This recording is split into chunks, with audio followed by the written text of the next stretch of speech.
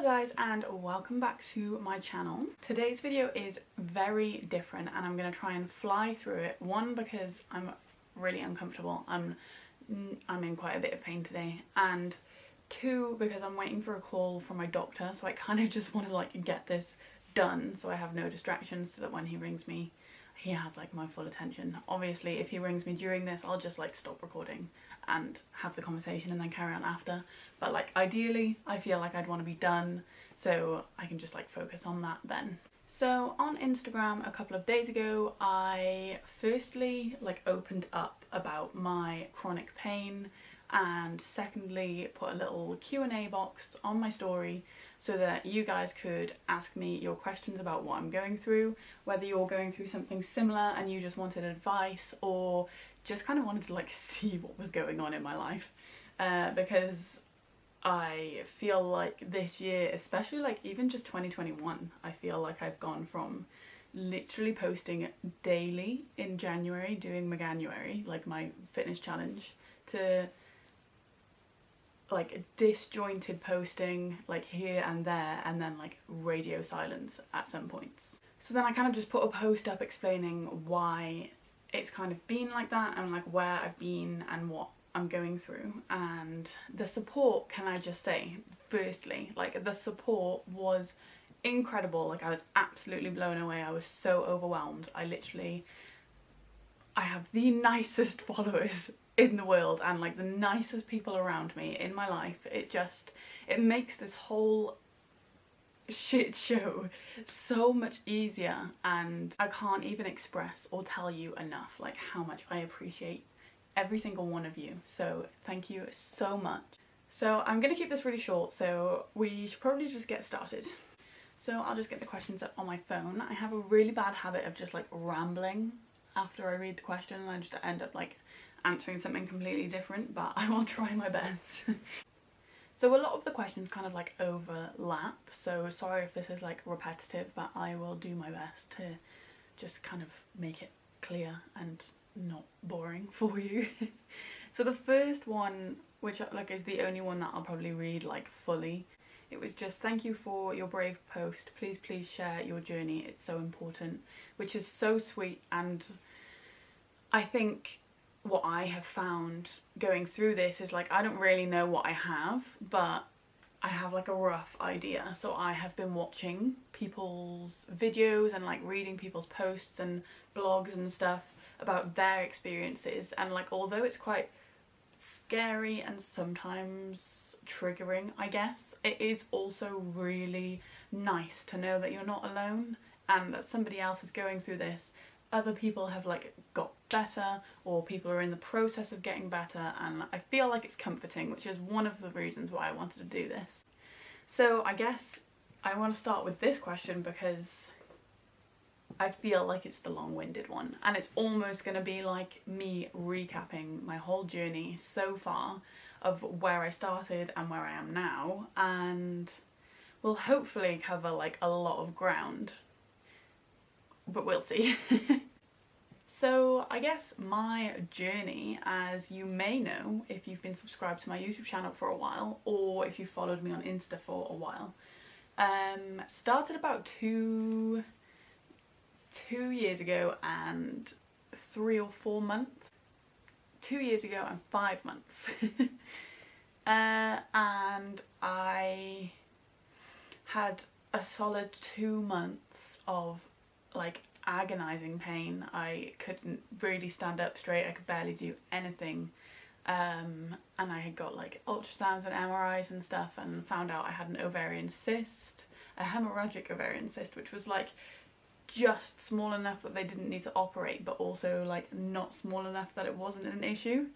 And then at the end of that 2 months I was admitted into hospital because I was like in excruciating pain and was like physically sick. So that was obviously like a concern, and it turned out that my cyst had burst. So I was in hospital for just short of a week, and then that's what like my project comeback is on my YouTube. If you haven't seen that, that's sort of like what that was. It was almost like getting back into the gym after all that had happened, and like my recovery and my journey and stuff. So if that interests you, then obviously like make sure to check those out. They are like the first videos on my YouTube channel, so it's really easy to find. And I just want to start also by saying I don't know whether they're linked, my cyst and my pain now. If I were to guess, I feel like not.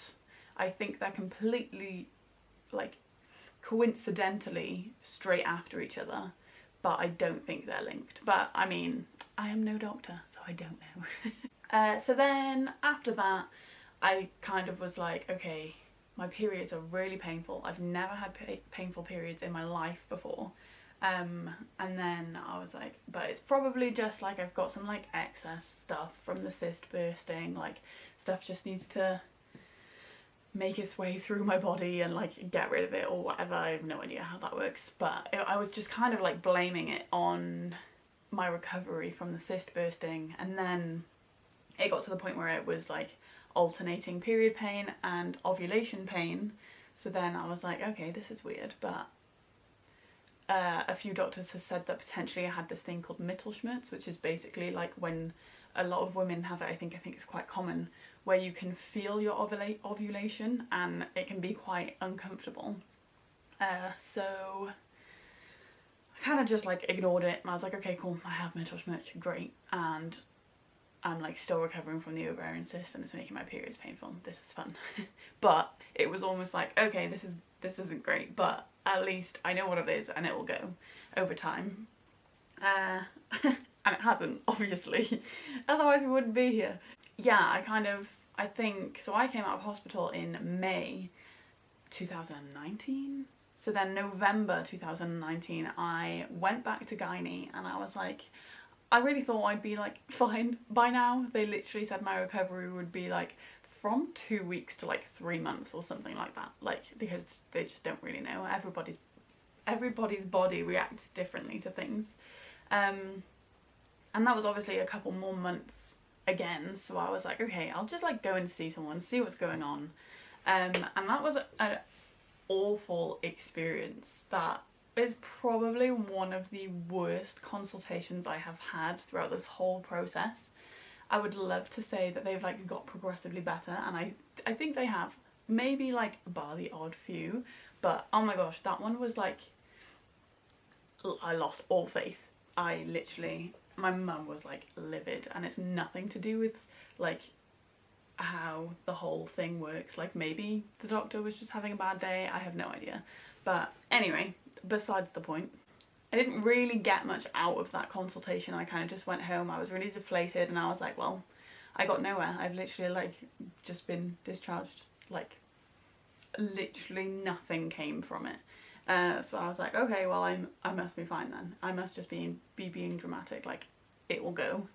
And then it literally just started getting so much worse.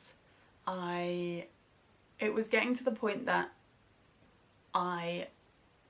especially the first day of my period, like I just couldn't move. I felt so sick, so faint, like literally zero energy. It was just excruciating. Like I just wouldn't move. I'd be in bed with like a hot water bottle. If I needed to move, I'd go downstairs. I'd be on the sofa with a hot water bottle. Like it was just awful. Couldn't stand up straight. And then I feel like since then it's just got like progressively worse. The pain getting worse, but also like how frequent it is as well. So it started obviously with just periods, and then it was periods and ovulation, but not every single time.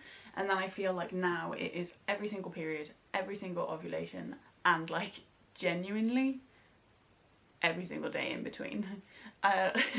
Not to be like a Debbie Downer, but so I'm filming this on the 2nd of July, and I worked out the other day that I have been in some form of discomfort every single day since early May. So I've had this like chronic pain for over 2 years.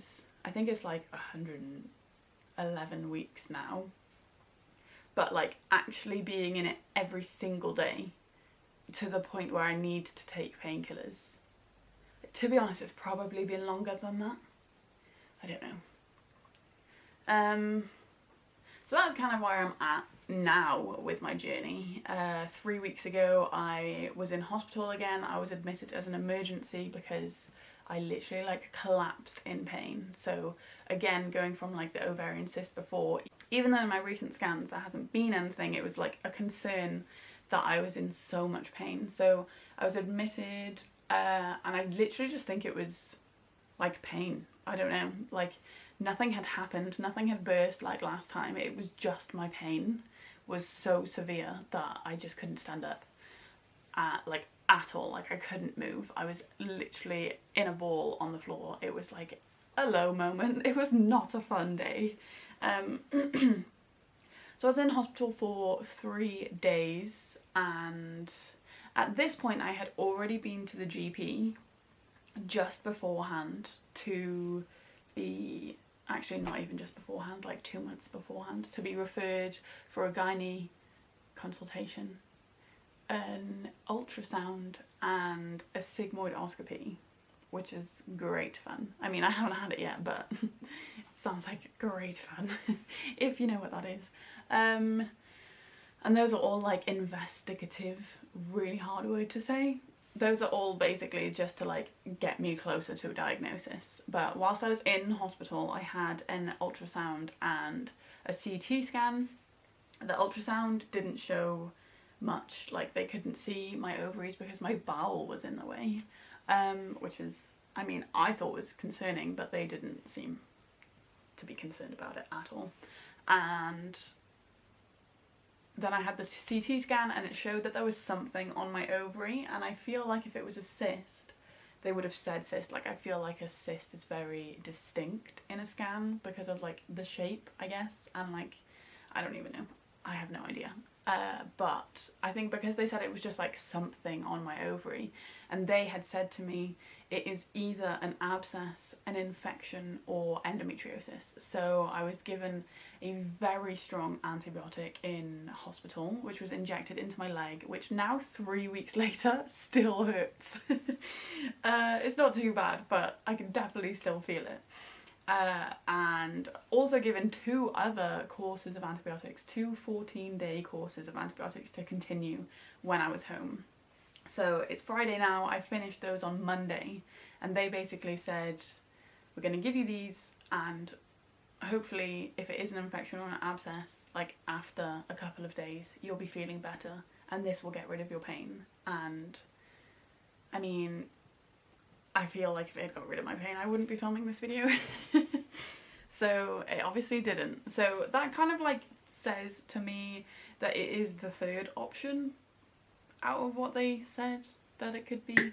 But equally, I don't really want to call it that. I don't want to address my pain as endometriosis until I'm diagnosed. Just because I feel like if I don't have it, it's not exactly fair on people who do have it and people who do suffer it. I don't want to suffer with it. I don't know. I think that's just like me being weird, but I just don't really feel comfortable addressing it as that if I'm not 100% sure that I have it, you know? So then coming out of hospital, they've given me stronger painkillers, and they've told gynae that if they can bring my consultation forward, then that would be great. I have to try hormonal therapy, which is what my call with the doctor is today, because basically if it is endometriosis, if I go on some form of contraception, it can like slow the growth or something. I have no idea. I probably shouldn't have done that, but like I just don't understand because I don't know about it. So I'm gonna try that just as like whilst I'm waiting for surgery, I guess, because I feel like that is the next step. But equally they said that the waiting list is like 2 years, so I feel like if there's something that could possibly help, I should do it, you know? And I'm currently on no contraception, so no hormonal contraception, so I feel like it's worth a try, I guess, if it can reduce my symptoms or like reduce the severity in the long term. I'm not sure. It just, I don't know, might as well give it a go, why not? yeah, so I feel like at the moment I'm going to try the hormonal therapy, and then I'm just waiting for the ultrasound, which I actually have on Tuesday. So that is in 4 days, which is exciting. So I've got the first one of the 3 things that I am waiting for. So I've got the ultrasound on Tuesday, and then I'll be waiting for my letter for my gynae consultation and my sigmoidoscopy. And I feel like they said in my gynae consultation they should probably just refer me for surgery, which would be a laparoscopy, I think, but I feel like I can't be sure until I'm obviously referred for it. So at the moment, this is very like a just touching on what I've gone through so far, and I actually haven't got very far, even though I mean I have, but I haven't at the same time. So I feel like I'm gonna need to do another one of these once I'm like diagnosed, to like recap on this like massive gap that is probably gonna be from this video to my diagnosis. Okay, so that's like a recap, kind of answers the first question, and then the next question is, where is your pain? So I will just talk about like post-cyst now. I won't go into cyst because I've like done a video on that previously. So my pain is, you know what, I joke and I say everywhere. It's not everywhere, so that's a bit dramatic, but it is literally like my reproductive system, my like bowel, my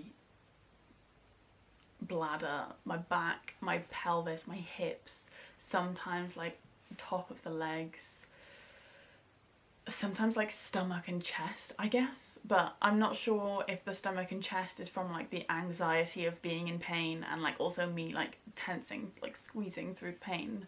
I don't know if that is what causes the chest, and not chest pain as in like heart pain, as in like tight, I don't even know, I don't want to like worry anyone, but mostly like reproductive system, bowel, bladder, back, pelvis, hips, mostly, I guess.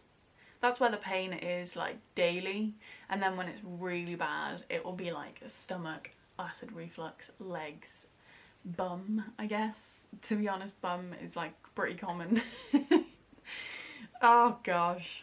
I literally mentally prepared myself to be like open and honest in this video, and it is still testing me. And I feel like I could literally be more open as well. Like I think I am being very PC in this video.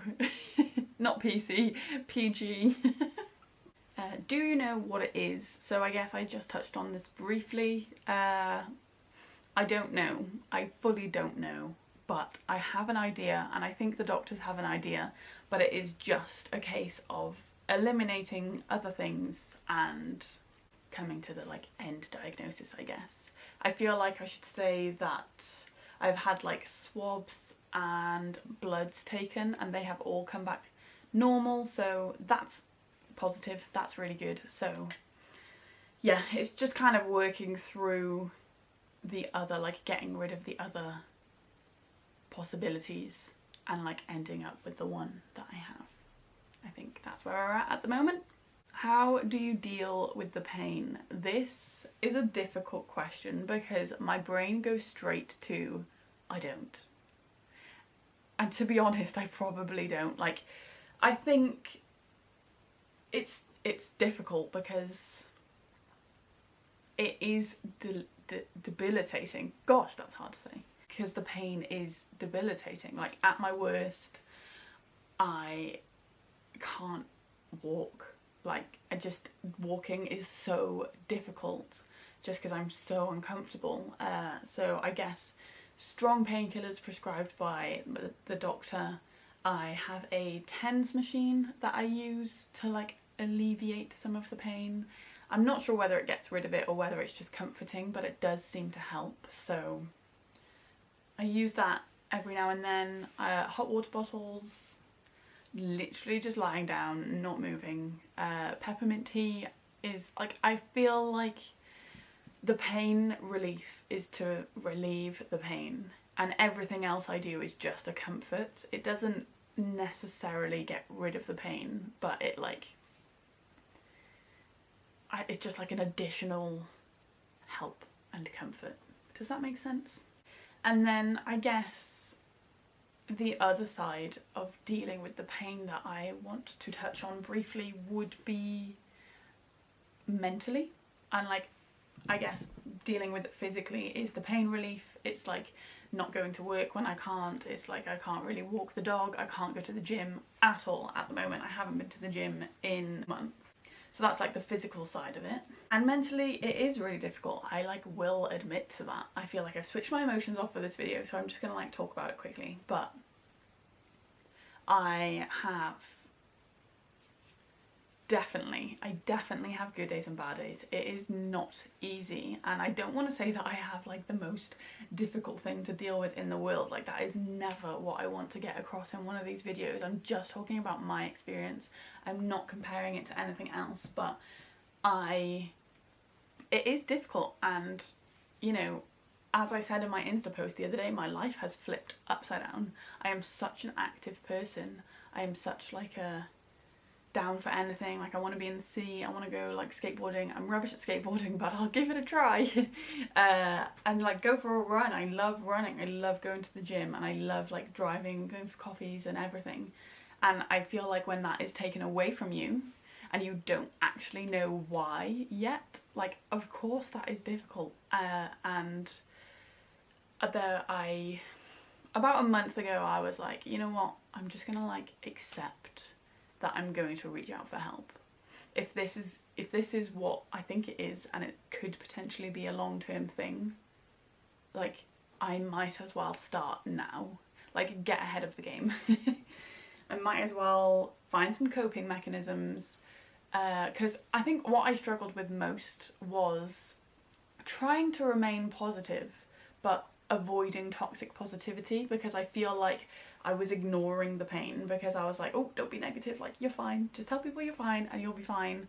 And then like that really built up, because that is literally, I was just like bottling it up and I wasn't talking about it at all, and I was just like telling people I was fine. I was telling doctors I was fine. I don't really like showing vulnerability, and I find showing emotion really difficult, and I get really embarrassed.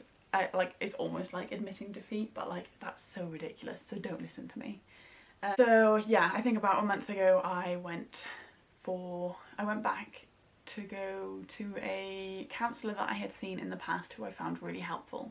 It's not exactly her speciality, but I think like once you find someone that you're comfortable talking to, like that's really nice.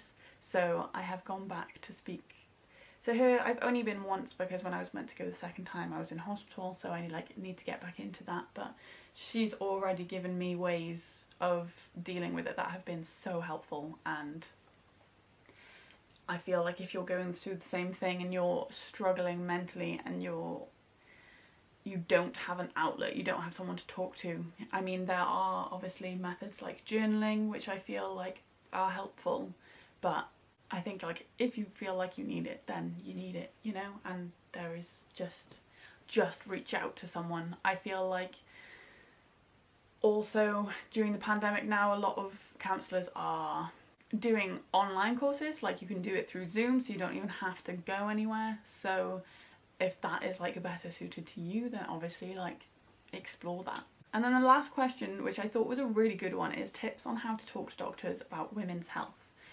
And I was speaking to my stepdad about this yesterday, because he is a doctor himself. He doesn't deal with women's health. He obviously deals with like people, but he doesn't specifically deal with women's health, like reproductively. That's not a word, but we'll go with it. And it's difficult, and I feel like if I have what I think I have, and if I have what doctors think I have, it is, I mean, there's a lot of awareness about it at the moment amongst like the public, but I feel like with doctors it's quite spoken about that there's not a lot of information about it, and there aren't that many specialists, not that many doctors are very knowledgeable on it, and the advice can very much differ from doctor to doctor. I feel like a lot of people feel like there's not a lot of research around it, and I think another common theme is that whilst you're waiting for your diagnosis, you get this feeling of you're just being passed from person to person. It's like, oh, I don't really want to deal with you, like they can deal with you for now, they'll rule that out and then we'll go from there. It's difficult. I think my tips would be, I think the most helpful thing I have done so far, and it was in my therapy session actually, was I sat down with my therapist and she had a pen and paper and she said, okay, pretend that you are in your consultation, but you're not there to talk about your physical symptoms. You're there to talk about how you're feeling, how it's affecting your life, and what you would like to get out of this consultation, and tell me that.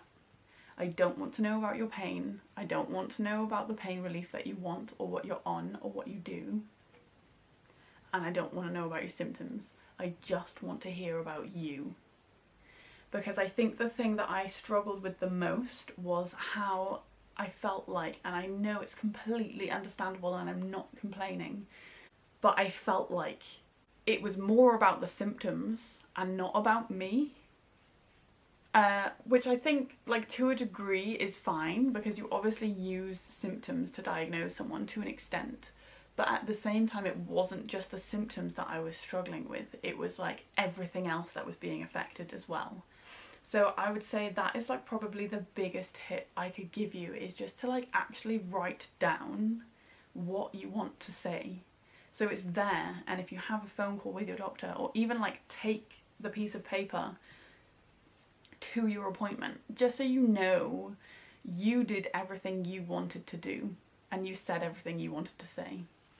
Okay, my camera is overheating and I feel like I've rambled for a long while now, so I am probably going to finish this video here. Sorry that I only had time for a couple of questions, but I feel like keeping these videos shorter is probably like a better option, and I can just do more of them if that is something that you're interested in. So if you want to leave any questions down below and I'll either reply to your comment or I'll include it into my next video.